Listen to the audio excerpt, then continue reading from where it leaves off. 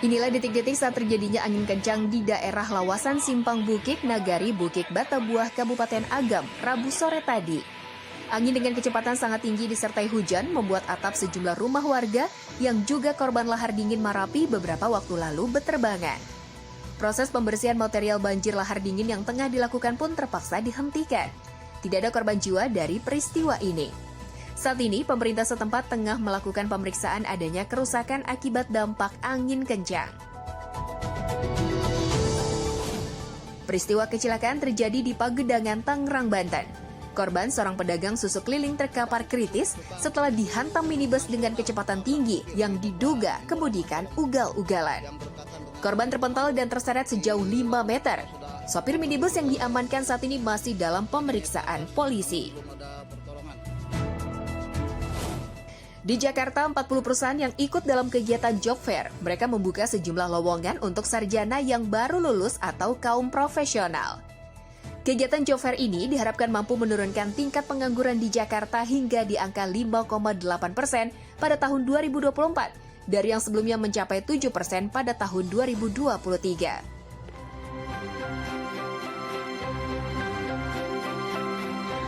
Assalamualaikum pemirsa, apa kabar Anda? Semoga sehat selalu. Sebelum kita mulai aktivitas hari ini, kita update dulu seputar informasi menarik agar pagi Anda lebih berisi. Bersama saya Doni Permana, inilah Cakrawala selengkapnya.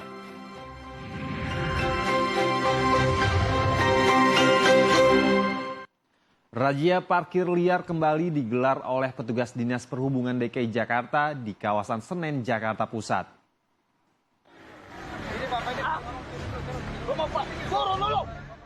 Sejumlah pengemudi ojek online berusaha mempertahankan motor yang akan diangkut petugas karena dianggap parkir sembarangan. Mereka berdalih tak punya uang untuk membayar tilang. Suasana pun menjadi tegang. Petugas pun tetap mengangkut motor tersebut. Dalam razia ini, petugas mengangkut setidaknya 40 motor untuk kemudian ditilang. Sebagian besar milik pengemudi ojek online. Aksi tawuran antar pelajar dengan berbekal senjata tajam di Kota Bekasi, Jawa Barat kembali terjadi. Satu pelajar mengalami luka parah dan akhirnya tewas saat dilarikan ke rumah sakit.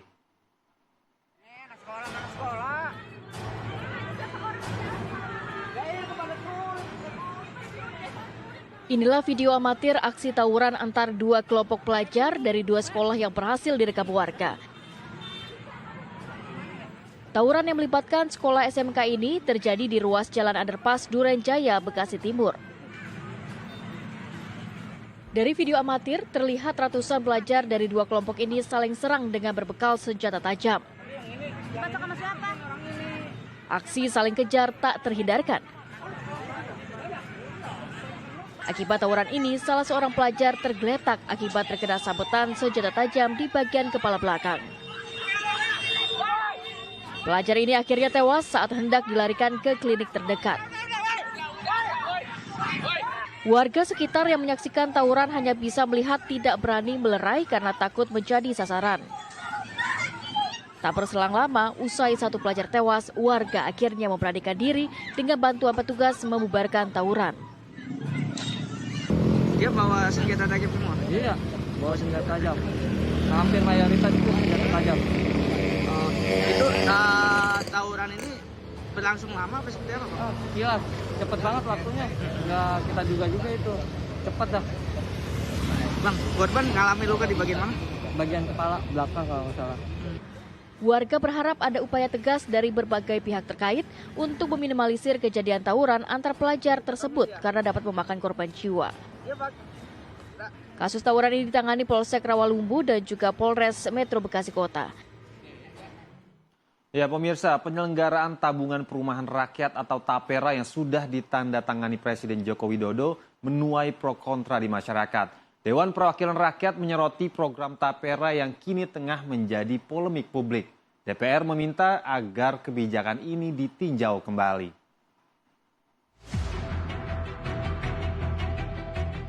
Presiden Joko Widodo baru saja menaikkan peraturan pemerintah tentang penyelenggaraan tabungan perumahan rakyat atau TAPERA. Sehingga gaji bagi pekerja di Indonesia bakal dipotong lagi, termasuk karyawan swasta yang besarannya 3%. Ketua Majelis Permusyawaratan Rakyat atau MPR Bambang Susatyo menyebut Tapera merupakan program pemerintah untuk memenuhi kebutuhan rumah rakyat kecil. Keberadaan Himpera ini menjadi penting dan strategis, terutama untuk memenuhi kebutuhan perumahan masyarakat bawah. Namun ketetapan ini langsung menuai pro dan kontra di kalangan masyarakat. Sejumlah anggota DPR menyoroti program Tapera yang kini tengah menjadi polemik publik. DPR meminta agar kebijakan ini ditinjau kembali. Saya kira ini coba dipertimbangkan kembali keefektifannya, gitu ya. Apakah juga ini akan kemudian dikembalikan dalam bentuk rumah, ataukah bisa diuangkan dengan menunjuk ataupun dengan dengan peruntukannya adalah untuk perumahan. Dan ini masih banyak pertanyaan sesungguhnya. Jadi kami melihat bahwa pemerintah perlu meyakinkan masyarakat bahwa program ini bagus, bahwa program ini memang bisa meyakinkan masyarakat agar memiliki rumah. Dan yang terakhir, kami berharap program ini dikaji ulang, didalami, dan perlu mendapatkan masukan dari berbagai masyarakat, termasuk elemen serikat pekerja, buruh, akademisi, dan tokoh-tokoh. Tapera atau tabungan perumahan rakyat kini bukan hanya diwajibkan pada pegawai negeri sipil, tetapi sekarang juga bagi pekerja swasta. Aturannya ada di dalam Peraturan Pemerintah Nomor 21 Tahun 2024 tentang penyelenggaraan Tapera yang ditandatangani oleh Presiden Jokowi 20 Mei lalu. PP 21 merupakan perubahan atas Peraturan Pemerintah Nomor 25 Tahun 2020. Pemerintah memberi waktu kepada pemberi kerja untuk mendaftarkan para karyawannya paling lambat tahun 2027. Besaran Tapera sebesar 3% dari gaji atau upah. Pekerja menanggung 2,5%-nya, 0,5%-nya lagi dibayar oleh pemberi kerja. Ya pemirsa, terkait Tapera, lalu bagaimana tanggapan warga pekerja soal rencana pemerintah mengenai pemotongan gaji untuk Tapera? Berikut kami hadirkan. Kalau saya pribadi sih masih agak keberatan dari sisi perhitungan jangka panjangnya ya. Karena ada pro kontra juga sih dari ada yang sudah punya rumah tapi tetap dia akan memberikan penghasilan berapa persennya itu. Dan dia akan ya nggak secara langsung kan membagi penghasilannya dia untuk bagi yang nggak punya rumah. Pasti dia ada keberatan karena dia nggak tinggal tapi dia tetap memberikan bagian hasilnya itu. Perihal setuju atau tidak setuju kita ngikut aja apa ya arahan pemerintah yang jelas kan harus mensejahterakan, menitik beratkan kesejahteraan para pekerja tersebut seperti ini. Dan juga kita lihat juga bagaimana dalam kondisi yang sudah mempunyai KPR. Jadi pertanyaan. Bagus mungkin niat pemerintah untuk nanti ke depannya pasti ini menjadi tabungan investasi ke depan dari para pekerja, tapi juga satu sisi harus melihat dari kondisi-kondisi tertentu seperti itu. Kalau dibilang setuju nggak setuju sih bisa dikatakan masih belum setuju ya. Cuma saya melihat dari sisi positifnya memang ini ada niat baik dari pemerintah untuk membangun masyarakat yang mempunyai ekonomi lebih bagus nanti ke depannya. Oke. Ini kan dipotong 2,5% atau 3% nih Mas. Kalau contohnya dari Mas sendiri itu dari gajinya dipotong, Mas cukup terbebani atau oke-oke aja nih soal PP itu? Kalau masalah pemotongan gaji ya kita sebenarnya sudah banyak mengalami ya potongan pajak segala macam. Seandainya harus dipotong lagi dengan peraturan Tapera ini mungkin agak sedikit memberatkan. Kalau menurut saya pribadi sih kurang setuju ya, karena dari persyaratannya pun sepertinya juga masih berbelit-belit, belum ada penjelasan yang cukup detail mengenai pengalihan, apalagi kan itu udah dipotong ya langsung. Jadi menurut saya harus masih ada pembicaraan lebih lanjut sih mengenai itu. Ya pemirsa, kita beralih ke update kasus pembunuhan Vina. Kuasa hukum Hotman Paris Hutapea memberikan respon atas perkembangan kasus pembunuhan Vina dan Eki di Cirebon. Dalam konferensi pers yang digelar Rabu siang, Hotman Paris mengaku dirinya dan tim masih meragukan bahwa Peggy benar-benar DPO yang tertangkap atas kasus pembunuhan dan pemerkosaan Vina pada 2016 silam. Pasalnya, 5 terpidana mengatakan bukan Peggy pelakunya. Kuasa hukum keluarga Vina itu pun menambahkan, jika ada hal-hal yang tidak jelas maupun kekaburan, maka orang yang belum pasti bersalah harus dibebaskan dan sedianya tidak boleh langsung divonis. Hotman Paris menambahkan jika Linda tak bisa dijadikan sebagai saksi dalam kasus ini. Enggak, kalau Linda itu kan bukan saksi hukum. Dia itu kan hanya kerasukan ya, sangat tepat. Jadi tidak bisa dipakai sebagai saksi. Bukan saksi yang diakui oleh undang-undang. Mungkin hanya sekedar petunjuk, tapi bukan saksi. Karena orang kerasukan mana bisa jadi saksi sih. Di mata hukum kita, belum diakui orang kerasukan itu sebagai saksi, sebagai bukti. Petunjuk boleh, hanya untuk guidance boleh. Jadi itu bukan bukti. Ya pemirsa, Peggy Setiawan tersangka baru pada kasus pembunuhan Vina dan Eki mendapatkan dukungan moral dari puluhan pengacara dalam menghadapi kasus hukum yang menimpanya. Sebanyak 42 pengacara yang tergabung dalam organisasi Lintas Advokat siap bela Peggy dalam menghadapi proses hukum yang sedang berjalan. Puluhan pengacara tersebut datang dari berbagai daerah seperti Indramayu, Brebes, dan Jakarta. Mereka bersedia bergabung lantaran peduli dan yakin bahwa Peggy Setiawan itu tidak bersalah dan hanya menjadi korban salah tangkap.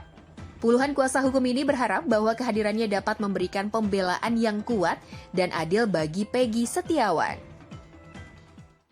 Tim penyidik Polda Jabar akan memeriksa 3 rekan dari Peggy, teman sesama kuli bangunan atas kasus pembunuhan Vina dan Eki Rabu pagi. Ketiganya dipanggil pihak kepolisian dalam kapasitasnya sebagai saksi.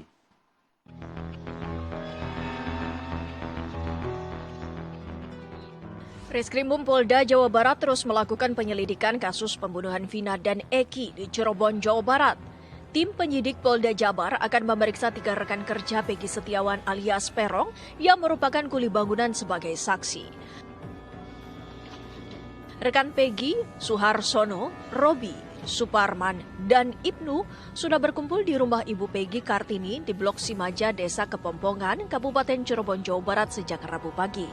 3 dari 4 teman kerja Peggy tersebut telah menerima surat pemanggilan pemeriksaan dari Ditreskrim Polda Jawa Barat pada Selasa petang kemarin. Salah satu teman Peggy, Suharsono atau yang akrab disapa Bondol, mengaku siap memberikan kesaksiannya untuk Peggy. Berapa orang Mas yang terima surat ini Mas? 3. Oh, 3 orang. Iya. Semua teman Peggy semua. Iya. Siapa aja 3 orang itu yang dapat surat? Ibnu, Suparman, saya. Oh, sama isinya? Sama. Jamnya sama bareng? Iya. Dan Mas semuanya siap untuk memberikan kesaksian? Apa akan diberikan kesaksian nanti ya? Iya. Apa aja? Kesaksian yang saya ketahui kalau Peggy ada di Bandung. Rencananya, teman-teman Peggy akan hadir dalam pemanggilan polisi tersebut dan akan berangkat ke Polda atau ke Polres Cirebon Kota untuk memberikan kesaksiannya pada hari Jumat tanggal 31 Mei mendatang. Ya, kita ke berita selanjutnya pemirsa. Rapat paripurna DPR ke-18 masa sidang 5 tahun 2023 hingga 2024 mengesahkan 4 RUU menjadi usul inisiatif DPR RI.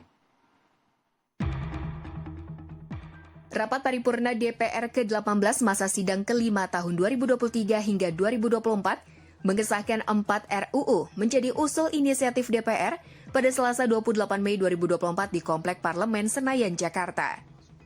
Balik DPR telah menyetujui draft usulan inisiatif RUU Kementerian Negara menghapus batasan jumlah kementerian sesuai kebutuhan, serta RUU batas usia pensiun anggota TNI dan Polri menjadi 65 tahun. Fraksi Partai Gerindra menilai RUU batas usia anggota TNI dan Polri menjadi salah satu yang dibahas karena berbagai landasan. Ahmad Muzani, Sekjen Partai Gerindra, menyebut usia 58 tahun masih menjadi usia yang produktif, sehingga masa pensiun TNI dan Polri perlu untuk diperpanjang.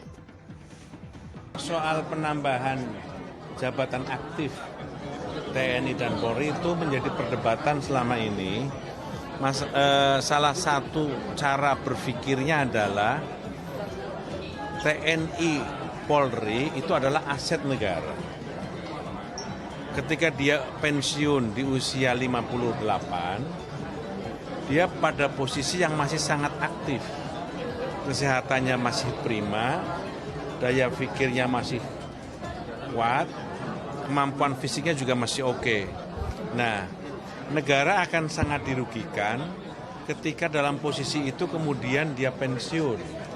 Padahal untuk mendidik atau menjadikan seseorang dalam usia yang matang, itu memerlukan effort dan biaya yang sangat tinggi. Aksi unjuk rasa menolak RUU penyiaran terus terjadi di sejumlah daerah. Massa jurnalis dan mahasiswa menganggap RUU penyiaran membungkam kinerja jurnalis. Ratusan massa yang tergabung dari jurnalis dan mahasiswa menggelar aksi unjuk rasa menolak RUU penyiaran di gedung DPRD Bali, Denpasar. Dengan membentangkan spanduk penolakan RUU penyiaran, aksi massa mendapatkan pengawalan aparat kepolisian. Di kantor DPRD Bali, massa berjalan mundur hingga berjalan jongkok sebagai simbol penolakan atas RUU penyiaran yang akan dibahas oleh DPR RI. Massa pun menuntut dan mendesak Presiden Joko Widodo dan DPR RI meninjau ulang urgensi revisi Undang-Undang Penyiaran atau tidak melanjutkan pembahasan RUU penyiaran. Dengan membawa spanduk dan membentangkan poster tuntutan, ratusan jurnalis se-Bandung Raya juga melakukan aksi unjuk rasa menolak rancangan Undang-Undang Penyiaran di depan kantor DPRD Jawa Barat. Aksi ini dilakukan karena adanya salah satu pasal yang melarang liputan investigasi dalam RUU yang dibuat oleh DPR RI. Pasal ini dianggap sangat merugikan dan bisa membungkam kinerja jurnalis, sebab liputan investigasi merupakan ruh pada kinerja awak media. Para jurnalis pun melakukan aksi teatrikal dan menggantungkan ID pers sebagai simbol perlawanan. Wahana permainan ontang-anting roboh, selengkapnya sesaat lagi tetap di Cakrawala.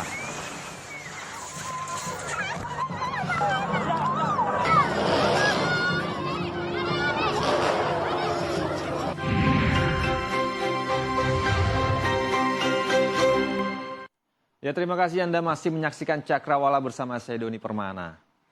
Pemirsa, wahana permainan pasar malam di Kabupaten Waikanan, Lampung ambruk saat digunakan pengunjung.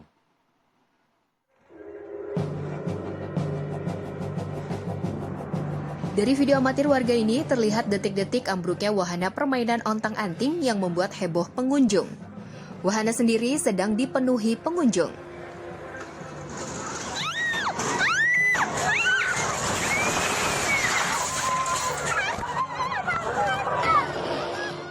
Akibat peristiwa ini, satu warga mengalami luka parah, sementara 13 lainnya alami luka ringan. Peristiwa ini terjadi di pasar malam yang diadakan di lapangan Sriwijaya, Kampung Setianegara, Kecamatan Baradatu, Waikanan, Provinsi Lampung.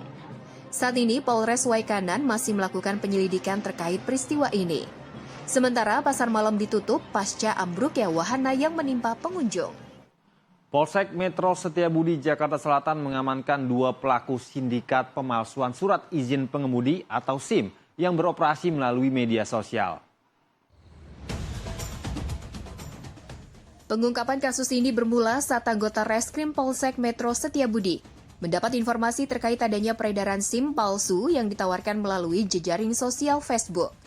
Modus kedua tersangka TN dan PRA dengan memasang iklan jasa pembuatan SIM, KTP, buku nikah dan ijazah melalui akun media sosial milik tersangka TN yang dapat diproses dalam 1 hari.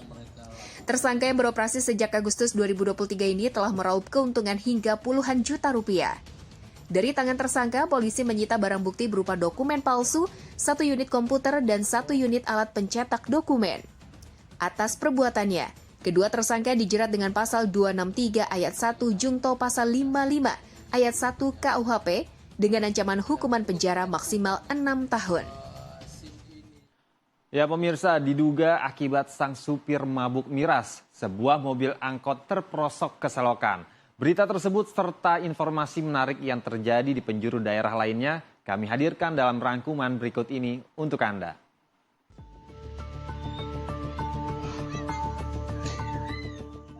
Mobil angkot terperosok ke selokan di Jalan Tanah Merdeka, Ciracas, Jakarta Timur.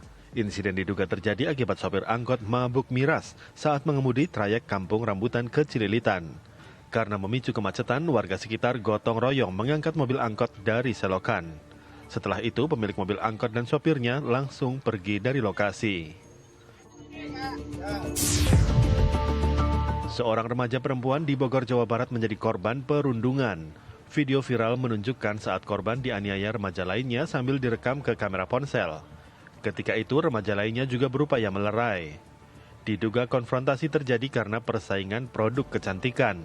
Korban yang berusia 16 tahun terluka di kepala dan punggung serta merasakan trauma mental.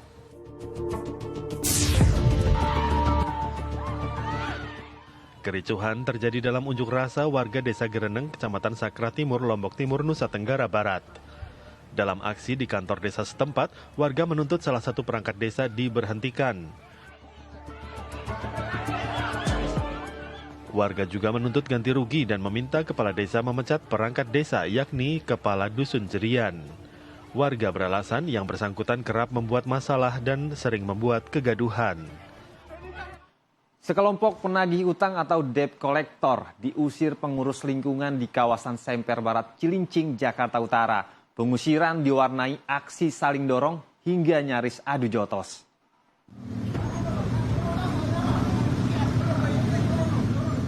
Video amatir ini merekam detik-detik Ketua RW 10 Semper Barat Cilincing, Jakarta Utara mendatangi penagih hutang yang sedang duduk di depan sebuah warung. Ketua RW meminta penagih hutang untuk meninggalkan lingkungan karena keberadaan mereka meresahkan warga. Namun para penagih utang meresponnya dengan cara yang tidak sopan hingga akhirnya bersih tegang. Insiden ini menyita perhatian warga dan pengendara yang melintas.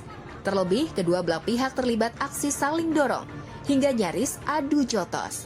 Khawatir menjadi sasaran amukan warga, para penagih hutang akhirnya memilih meninggalkan lokasi. Ya pemirsa, kita beralih ke informasi lainnya. Disc joki sekaligus musisi dunia Alan Walker mendatangi SMA Al-Azhar Medan, Sumatera Utara, menemui seorang guru seni musik di sana. Alan Walker datang jauh-jauh dari Amerika. Dan seperti apa informasinya? Berita ini pun sekaligus menutup perjumpaan kita pagi ini. Saya Doni Permana pamit undur diri. Tetap semangat dan wassalamualaikum.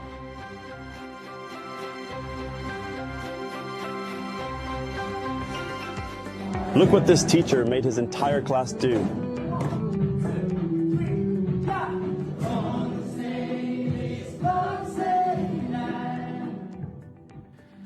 Inilah video yang viral di sosial media sampai mendapat tanggapan langsung dari Alan Walker.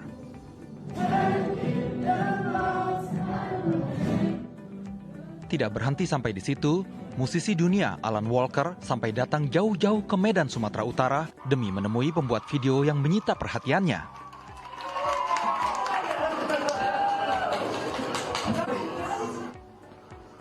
Alan Walker ke SMA Al-Azhar Medan menyapa langsung guru pelajaran seni musik Tri Adinata. Triang penggemar Alan Walker memang kerap menjadikan lagu-lagu hits Alan Walker sebagai bagian materi pelajaran dan latihan bagi para murid didiknya.